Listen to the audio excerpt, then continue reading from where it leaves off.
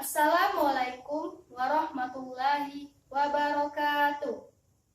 Perkenalkan, nama saya Pedi Sautria, NPM 2015401109, Prodi D3 Kebidanan, Sekolah Tinggi Ilmu Kesehatan STIK Bina Husada Palembang. Berdirinya saya di sini akan menjelaskan tentang sistem perkemihan.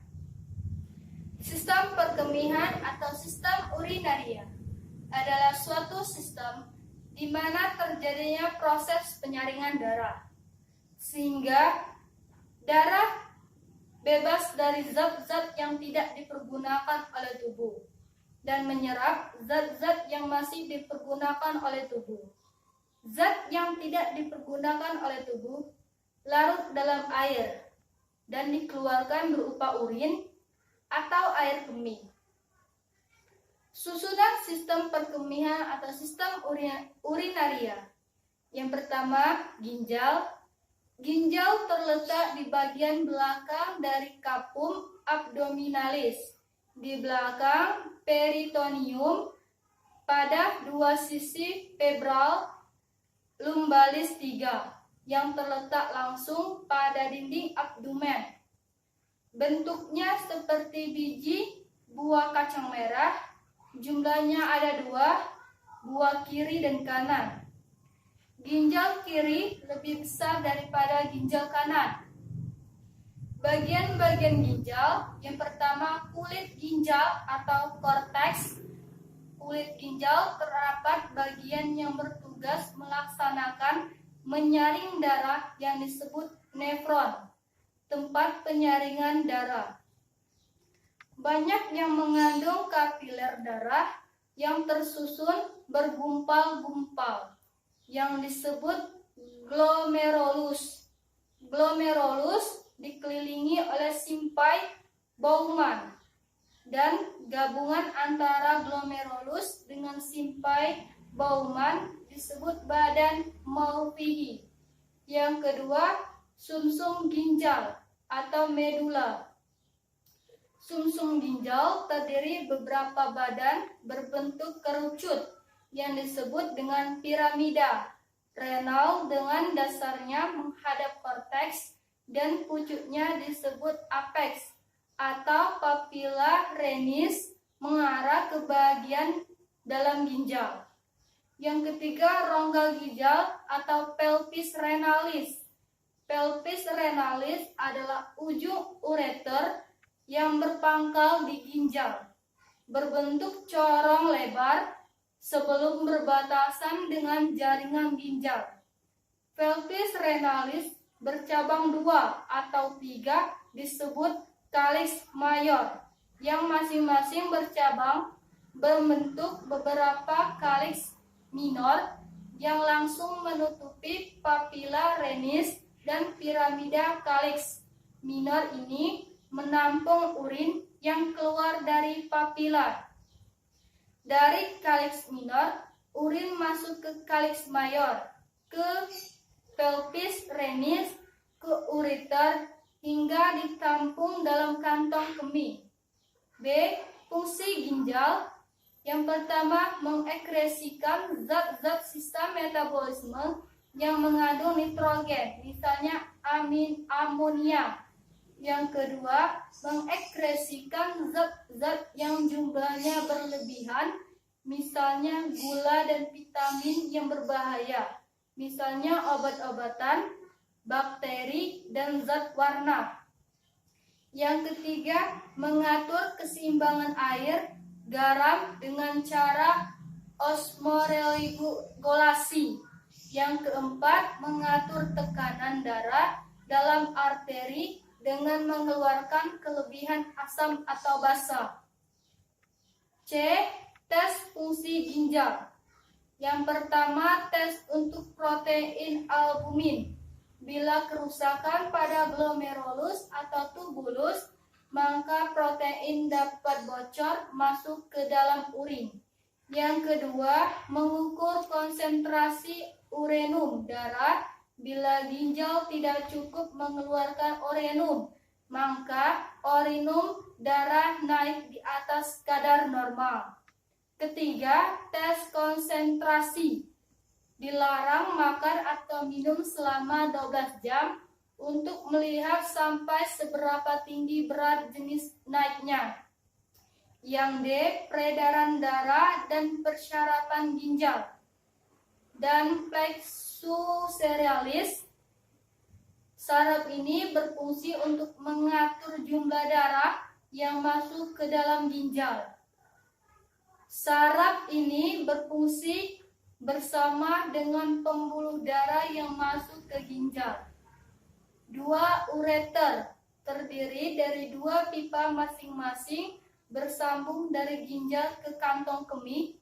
Ureter sebagian terletak dalam rongga abdomen dan sebagian terletak dalam rongga pelvis.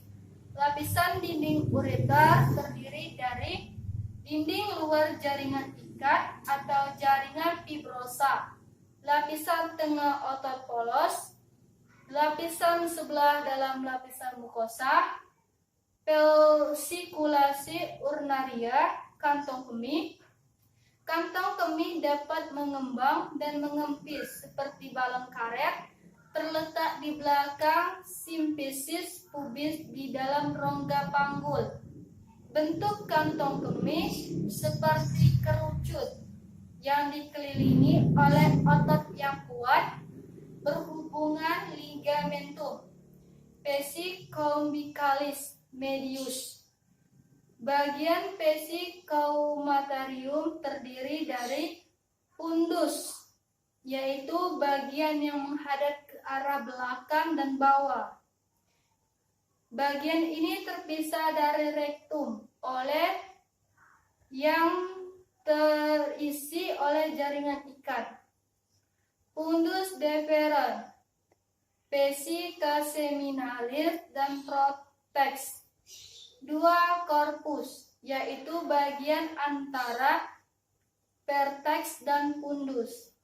Vertex bagian yang maju ke arah muka dan berhubungan dengan ligamentum.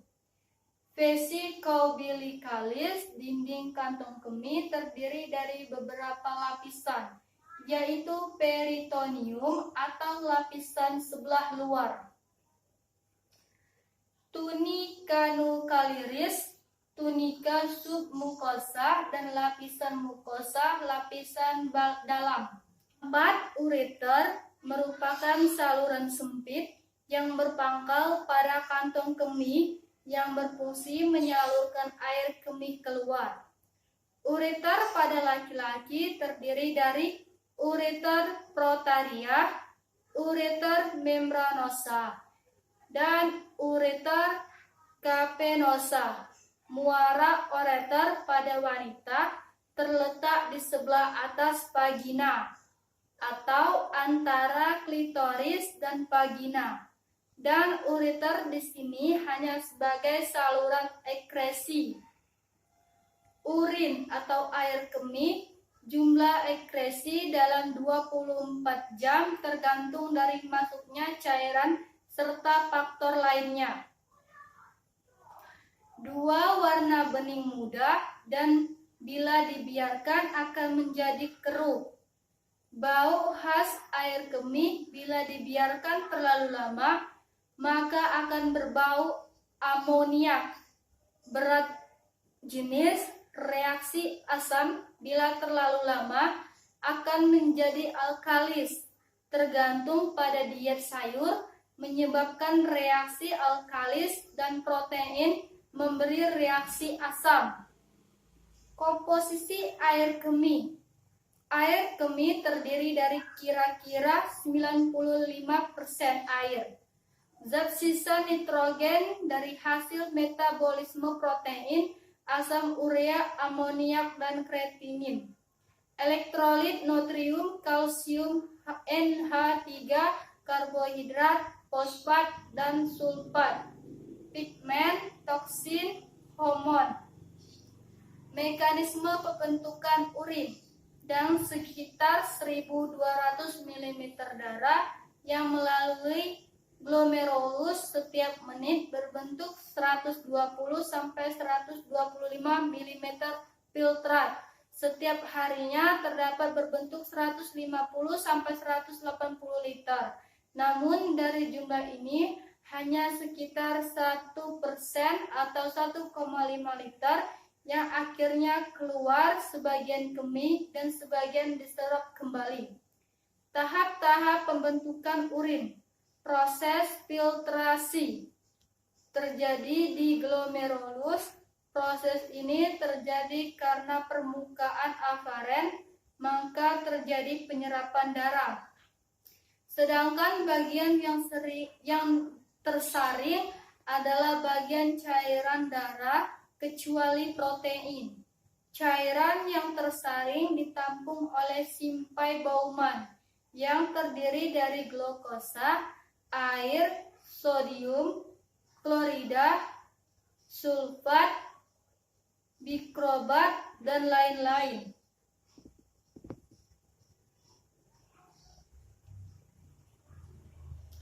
Proses reabsorpsi terjadi penyerapan kembali sebagai besar dari glukosa, sodium, klorida, fosfat, dan beberapa oin karbonat. Augmentasi atau pengumpulan, proses ini terjadi dari sebagian tubulus, contortus, distal, sampai tubulus pengumpul. Mikutrisi merupakan gerak refleks yang dapat dikendalikan dan dapat ditahan oleh pusat penyerapan yang lebih tinggi dari manusia. Gerakannya oleh kontraksi otot abdominal yang menekan kantong kemih membentuk mengkosongkannya. Ciri-ciri urin normal rata-rata dalam satu hari 1 sampai 2 liter, tapi berbeda-beda sesuai dengan jumlah cairan yang masuk. Warnanya bening, oranye pucat tanpa endapan.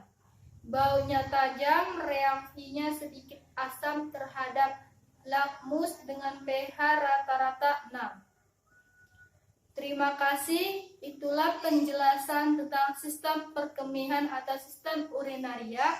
Apabila ada kata-kata yang salah, saya mohon maaf.